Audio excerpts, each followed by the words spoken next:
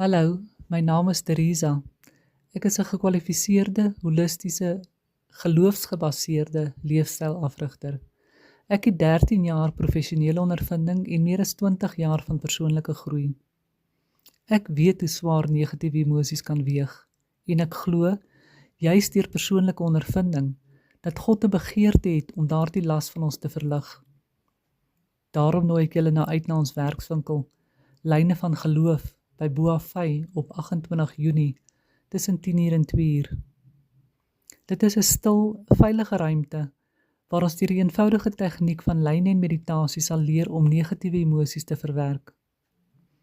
In een van ons eerste oomblikke saam sal ek jou vra om jou oë te sluit en stil te raak en bewus te word van watter emosionele pyn jy dra. Byvoorbeeld, ek voel waardeloos, ek voel nie goed genoeg nie, of enige ander emosionele pyn wat jy voel. En dan, waar in jou liggaam jy dit ervaar, jou kop, jou hart, jou maag, of waar ook al. Jy gaan dit dan neerskryf, net vir jouself, veilig. Ons gaan dit nie deel nie, as 'n eerste stap na emosionele vryheid. Ons gaan begin deur ons harte oop te maak vir hom in gebed, en vashou aan sy belofte in Filippense 4 vers 13. Ek is tot alles in staat deur Christus wat my krag gee.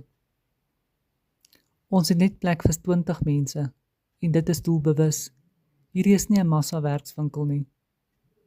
Hierdie geloofsreis is geskep vir mense wat werklik honger is vir geestelike groei. Mense wat weet, daar is iets meer, wat gereed is om dieper te gaan.